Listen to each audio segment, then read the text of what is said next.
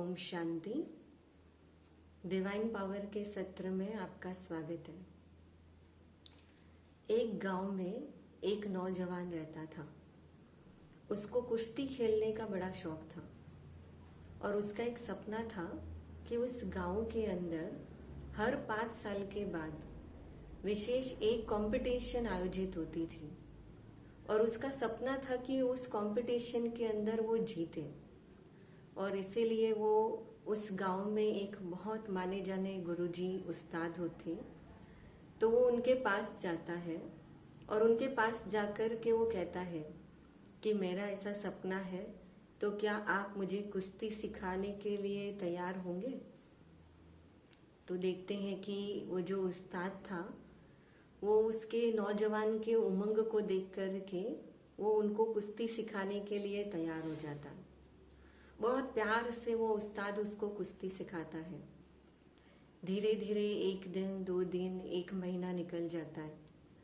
अचानक उस नौजवान के जीवन के अंदर एक ऐसी घटना घटती है कि उस घटना के अंदर उस नौजवान का दायां हाथ कट जाता है। थोड़े दिन वो नौजवान बहुत उदास रहता है, निराश रहता है, दुखी हो जाता है। उसको समझ में भी नहीं आता है कि अब मैं क्या करूं। फिर आखिर एक दिन उसको पता नहीं क्या मन में आता है और वो उस्ताद के पास दौड़ कर जाता है और जाकर उस्ताद को कहता है कि उस्ताद, मैं नहीं जानता हूं कि आप वो कैसे करेंगे, पर बस आप मुझे कुश्ती सिखाओ और मैं वो कंपटीशन में पार्ट लेना चाहता हूँ। रिजल्ट जो भी होगा, लेकिन मुझे भाग लेना है। उस्ताद बड़े ध्यान से उसको देखता है और तैयार हो जाता है और कहता है कि अच्छा, तुम कल आ जाना। वो नौजवान कल जाता है तो उस्ताद उसको सिखाना शुरू करता है और उस्ताद उसको एक दावपेच सिखाता है। 1 दिन हुआ, 2 दिन हुआ, एक ही दावपेच सिख रहा है, एक ही दावपेच सिखाता है। उस्ताद सिखाता है और कहता है इसी की प्रैक्टिस करो। धीरे धीरे करते करते कंपटीशन का दिन आ जाता है। अभी नौजवान को समझ में ही नहीं आ रहा है कि उस्ताद ने उसको एक ही दावपेच सिखाया है, अब वो एक ही दावपेच में जाकर के कैसे जीतेगा या कैसे कुश्ती लड़ेगा। फिर भी उस्ताद है, गुरु है, लेकिन सामने वो कुछ पूछ नहीं पाता है।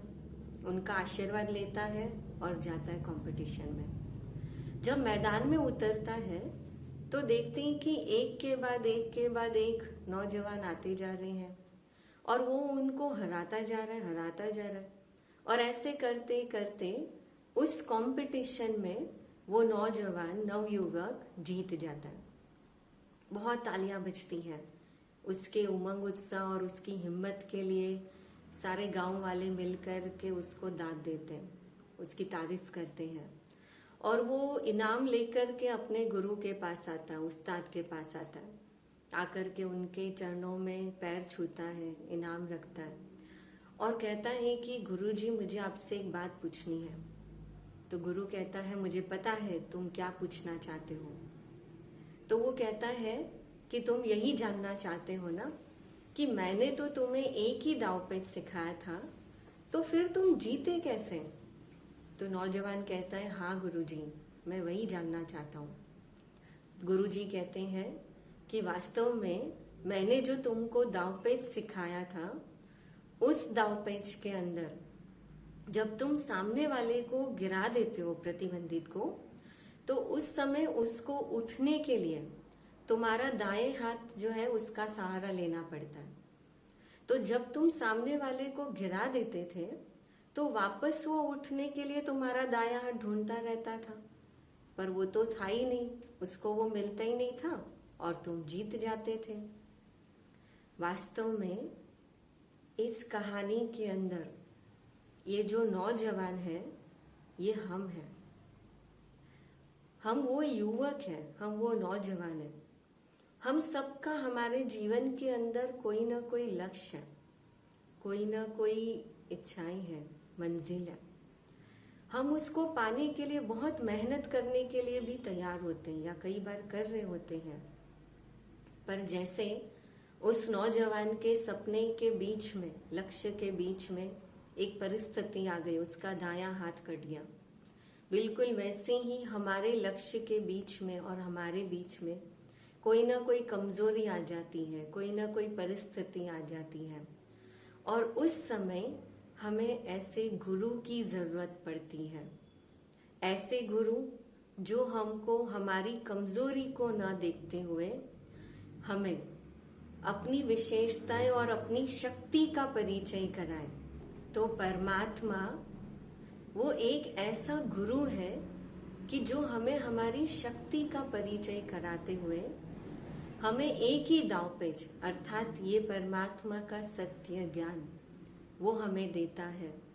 और यही परमात्मा का सत्य ज्ञान हमें दे करके परमात्मा हमें अपने लक्ष्य को हासिल करना सिखाता है, हमें अपने लक्ष्य की पूर्ति के लिए शक्ति देता है। वैसे तो हर आत्मा जब परम धाम से इस दुनिया में आती है, शरीर धारण करती है, या जैसे ही जन्म लेती है, तो जन्म लेते ही शरीर की तंदुरुस्ती के लिए जैसे शारीरिक बल की आवश्यकता पड़ती है, इसीलिए एक छोटे बच्चे को माँ वो चीजें खिलाती है जिससे उसका शरीर तंदुरुस्त बने।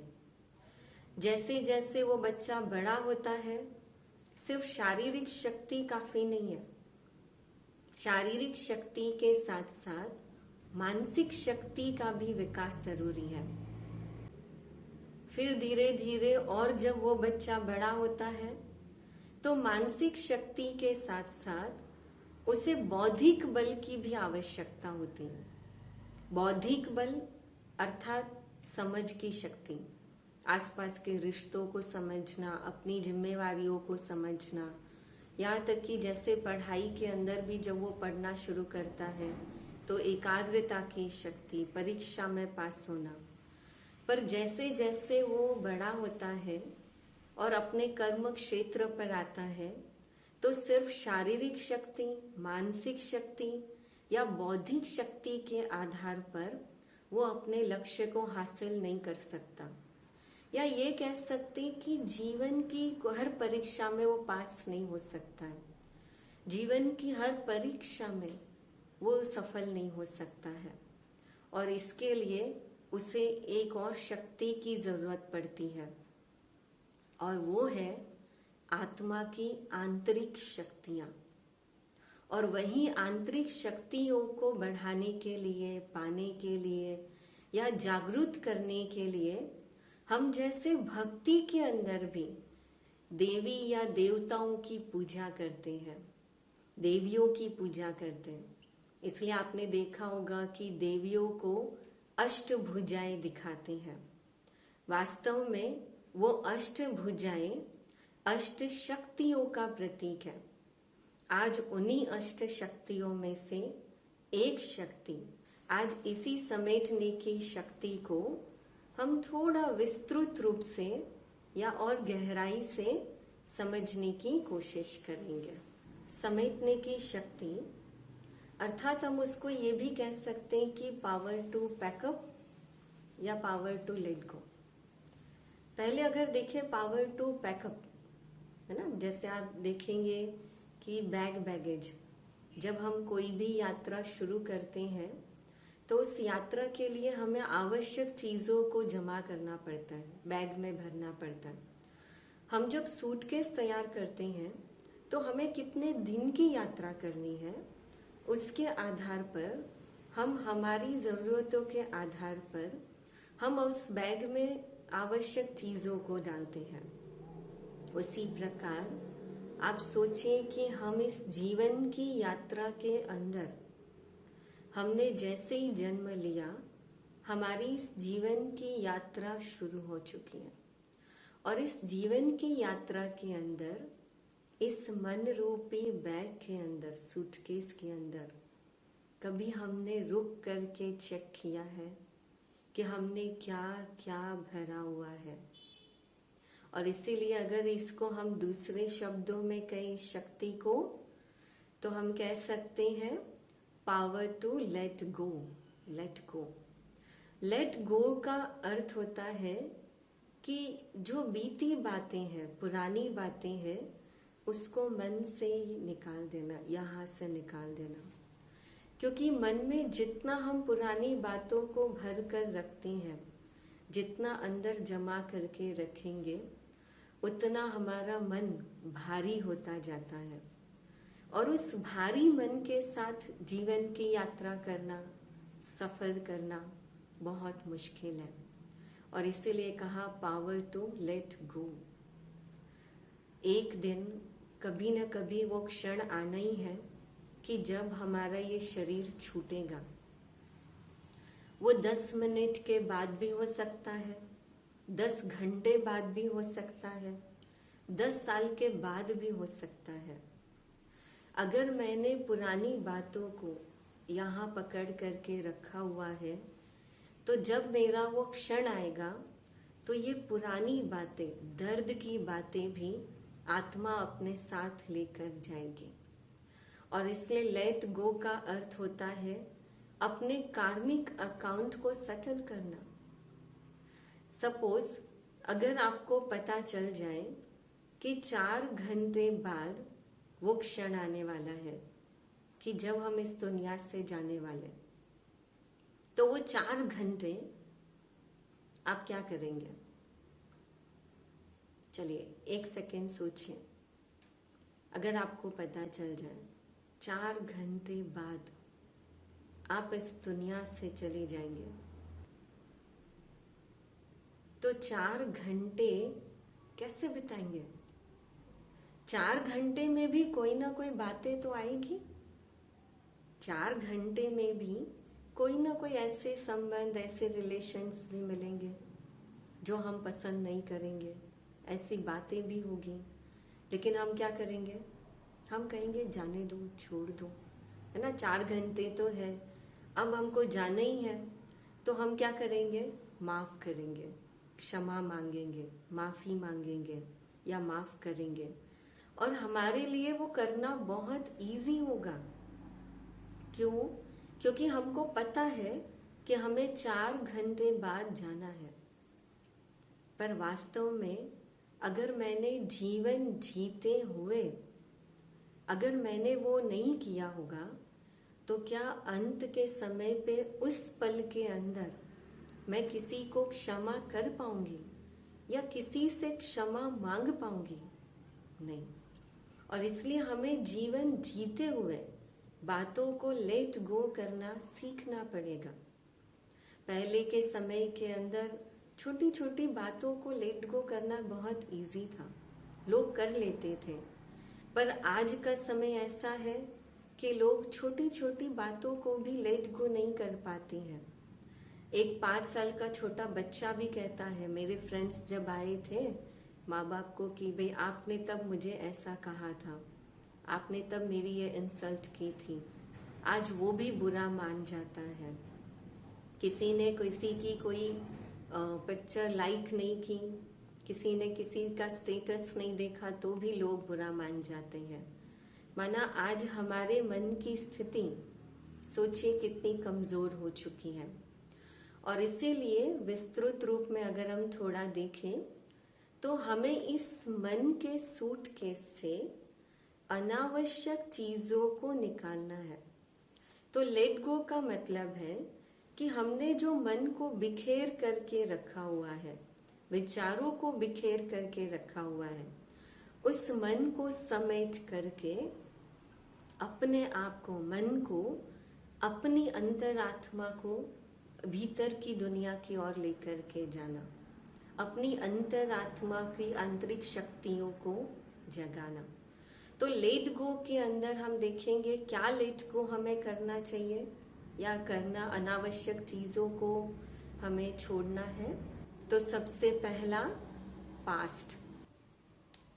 पास्ट का अर्थ है कि जो बातें बीत चुकी हैं। हम ज्यादातर ये अनुभव करते हैं कि हम जब भी फ्री होते हैं तो उस समय हमारा जो मन है या तो पास्ट की बातों में जाता है, 80% वो पास्ट के विचारों में रहता है, और बहुत 15% वो फ्यूचर में रहता है या भविष्य के बारे में सोचता है। और जब वो पास्ट के बारे में सोचता है कि इसने मेरे साथ ऐसा किया, उसने मुझे ऐसा क्यों बोला, मेरे साथ ही ऐसा क्यों हुआ, या मेरे जीवन में ऐसी घटनाएं क्यों हुई, ऐसे अलग अलग व्यक्तियों के व्यवहार, अलग अलग घटनाएं हमारे मन को प्रभावित करती है। अगर हम उन पास्ट की बातों से फ्री होना चाहते हैं, ये जो अनवांटेड थॉट्स हैं, यादें हैं, मेमोरी है, अगर मैं इस मन के सूटकेस के निकालना चाहती हूँ, तो उसके लिए हमें ये करना होगा कि आप उस पास्ट की बातों को फिर से रिवाइज करें और रिवाइज करके ये सोचें, अपने आप को उनकी जगह रखें और फिर अपनी काउंसलिंग करें, अपने आप को समझाएं कि शायद उनकी कोई मजबूरी रही होगी, या उनका कोई ऐसा संस्कार होगा, या उनका मूड उस समय ऐसा होगा जो उन्होंने ऐसा बोला। लेकिन अपने आप को समझाएं। जैसे हम कई बार किसी को कैसे समझाते हैं, अगर किसी के साथ कोई घटना घटती है तो हम कहते जाने दो ना, छोड़ दो ना, हो जाएगा, ठीक हो जाएगा। बिल्कुल वैसे ही अपनी काउंसलिंग खुद करें, अपने आप को समझाएं। और इसी में मेडिटेशन जो है, परमात्मा की याद, ये हमें बहुत मदद करती है। क्योंकि जैसे जैसे हम परमात्मा को याद करते हैं या मेडिटेशन करते हैं, तो हमारा मन जो है वो बहुत हल्का होता जाता है, हमारा मन शक्तिशाली बनता जाता है। और इसीलिए जो पास्ट की बातें या परिस्थितियां हमारे जीवन में आती हैं, उसका सामना करना हमारे लिए इजी हो जाता है, सरल हो जाता है। जैसे फॉर एग्जाम्पल कि अगर कोई स्वस्थ व्यक्ति है, अगर आप उसको 5 किलो वजन उठाने के लिए कहो, बहुत इजी उठा सकता है, एक हाथ से भी उठा सकता है। पर वही व्यक्ति जब बीमार हो, समझो फीवर है या बुखार है, तो उस समय, और वीकनेस है, और उस समय अगर आप उसको वो 5 किलो वजन उठाने कहो, उस समय 1 किलो वजन भी उसके लिए 5 किलो बराबर है, वो 1 किलो भी नहीं उठा सकता है। पर वही व्यक्ति स्वस्थ है तो बहुत सरल है। उसी प्रकार मन की स्थिति है।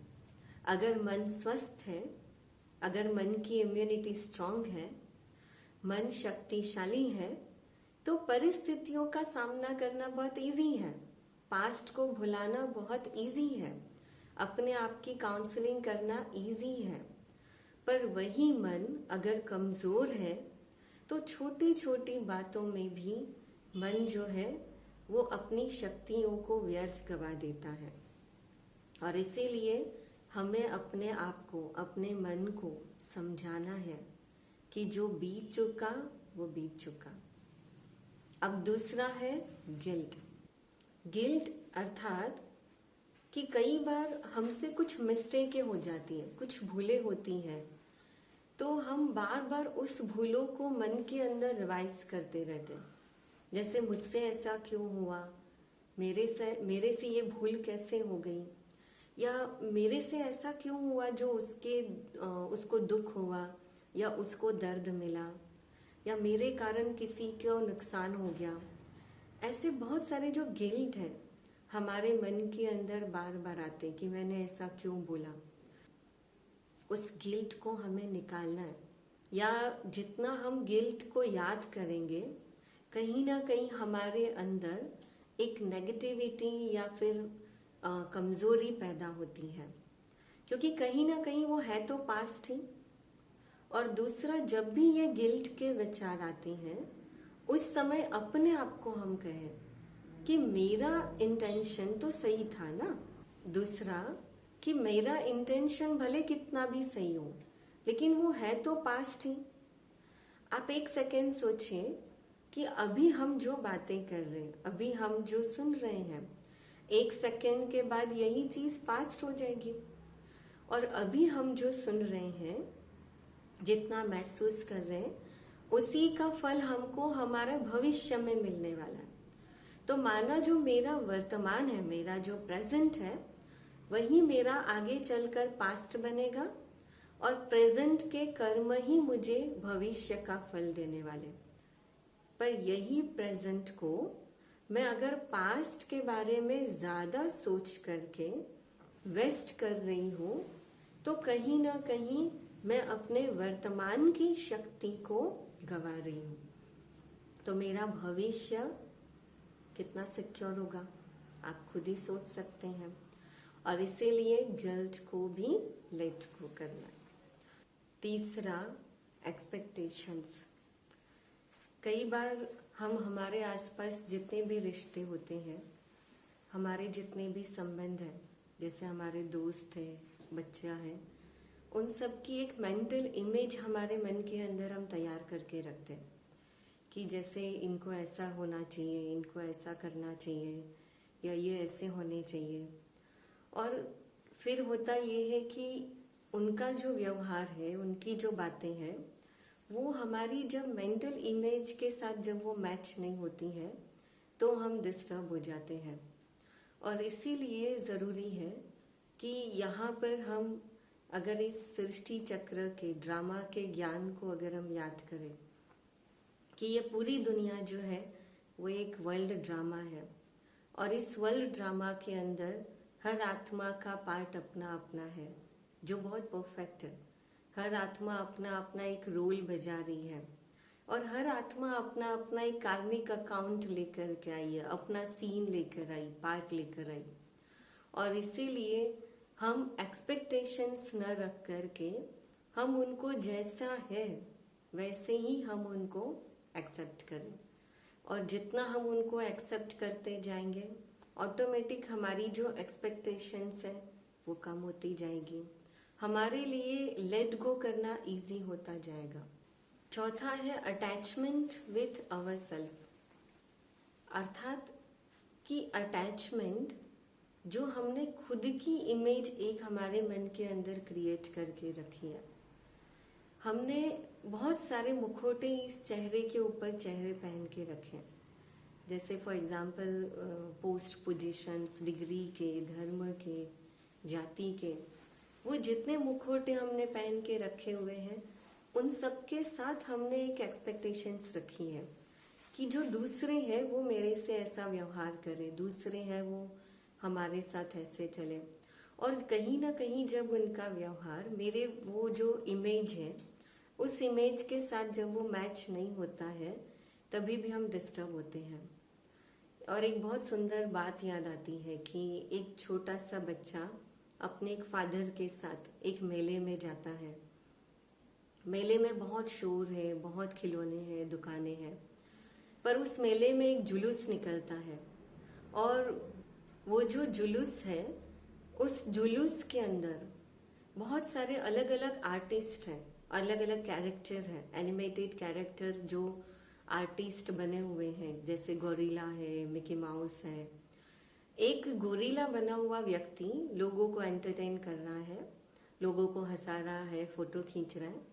वो जब इस बच्चे के नजदीक आता है तो बच्चा उस गोरिल्ला को देख करके डर जाता है, क्योंकि उस बच्चे को नहीं पता है कि ये कोई व्यक्ति बना हुआ है।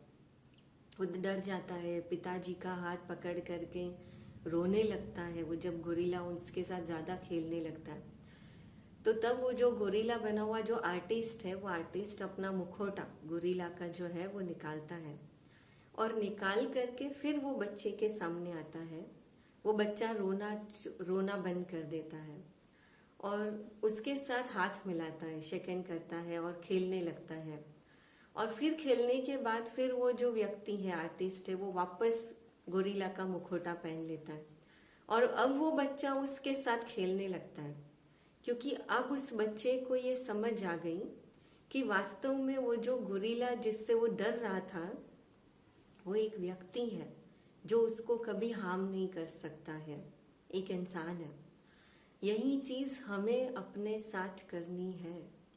जैसे एक छोटे बच्चे को हम समझाते हैं वैसे ही हम अपने साथ काउंसलिंग करें, हम अपने आप को भी प्यार से समझाएं कि हम ये जो हमने मुखौटे पहन के रखे हैं, नाम, मान, शान, डिग्री, वो नहीं है। हम इन सब से ऊपर एक बहुत प्यारी आत्मा है, बहुत प्यारी एक सोल है, चमकता हुआ सितारा है। और हमारे आसपास भी जो रोल कर रहे हैं, जो हमारे रिलेशंस हैं, वो भी सब एक आत्मा है, वो भी एक बहुत प्यारे चमकते हुए सितारे हैं। और हम सब का पिता परमात्मा जो है, वो इस पूरी दुनिया का डायरेक्टर, पूरी दुनिया का पालनहार है, जो हमारा कभी हाथ नहीं छोड़ेगा। और इसीलिए जब हम इन बातों को याद करते हैं तो हमारे लिए कोई भी बातों को लेट गो करना इजी हो जाता है। और यही चीज़ हमें सीखनी है। अगर आप जीवन के अंदर भी आपने अनुभव किया होगा कि अगर कोई छोटा सा रास्ता भी आप तय कर रहे हो और वो 10 मिनट के रास्ते पर चलने के लिए, चल के जाने के लिए आपके हाथ में अगर 50 किलो या 5 किलो का वजन है तो रास्ता कितना मुश्किल हो जाएगा। 10 मिनट में भी थक जाएंगे मंजिल तक पहुंचते पहुंचते। पर वहीं रास्ते में अगर समझो हमारे हाथ में कुछ भी ना हो या हम लाइट हैं, हल्के हैं, तो शायद बहुत लंबा रास्ता हो तो भी हम हंसते हंसते पार कर सकते हैं।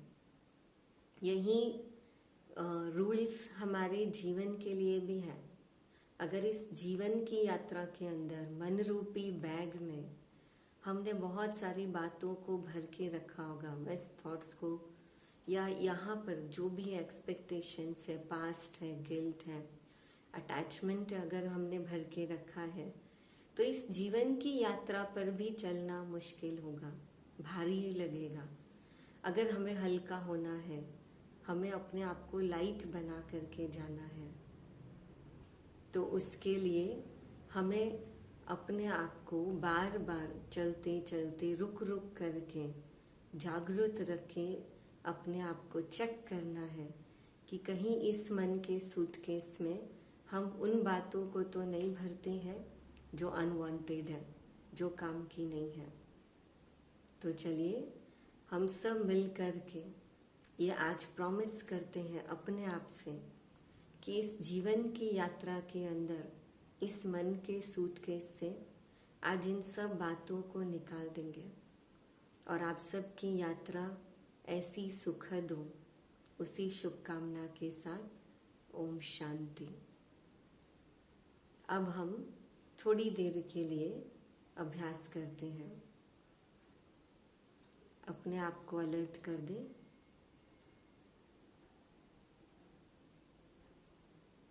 मन को चारों तरफ से हटा करके अपने मन को अपने आप पर एकाग्र करें। जैसे साफ पानी के अंदर अपना प्रतिबिंब देख सकते हैं, ऐसे ही मन के अंदर अपने प्रतिबिंब को देखें। अपने मन के सूटकेस को देखें।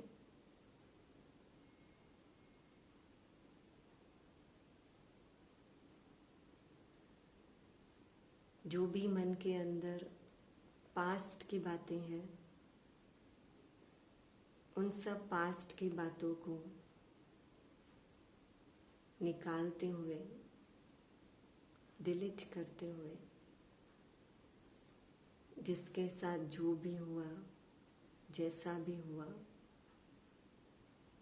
हर सीन को रिवाइज करते हुए सबको क्षमा कर दे। हमसे कोई भूल हुई है, किसी को दुख दिया तो उनसे क्षमा मांग ले। अपने मन को हल्का कर दे।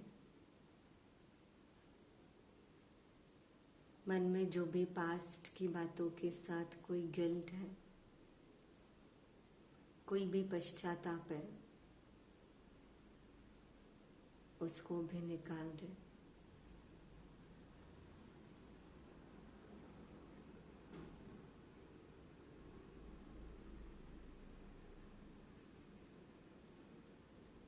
अपने आप को वर्तमान में देखें, अपनी शक्तियों को महसूस करें।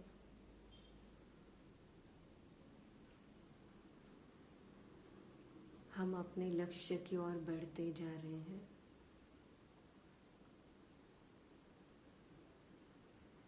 अपने लक्ष्य को सामने रखें और अपने लक्ष्य और अपने बीच में जो भी कमजोरी आए, जो भी बातें आए,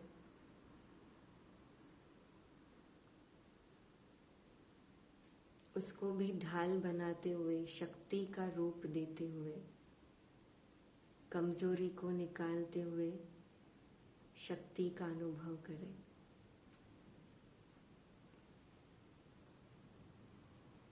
और अपने मन में जो भी एक्सपेक्टेशंस है, अटैचमेंट है, उसको भी निकाल दें। जैसे जैसे ये नेगेटिविटी निकल रही है, मेरा मन शांत हो रहा है, मेरा मन हल्का हो रहा है। और अब इसी हल्के मन के साथ मुझे अपनी इस जीवन की यात्रा को पूरा करना है। परमात्मा के साथ चलते हुए,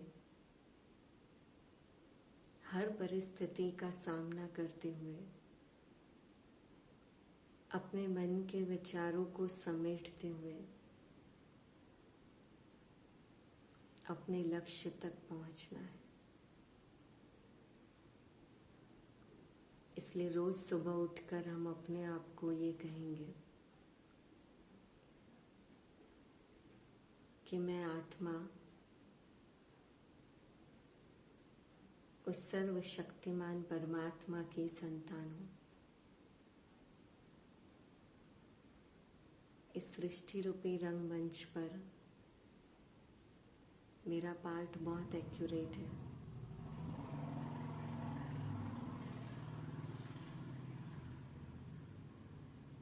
आज पूरे दिन मुझे अपने हर कार्य को परमात्मा की संतान बनकर शक्तिशाली स्थिति में रहकर पूरा करना है।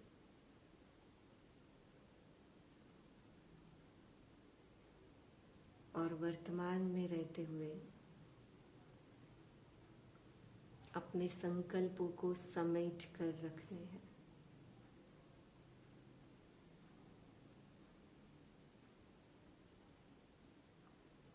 ओम शांति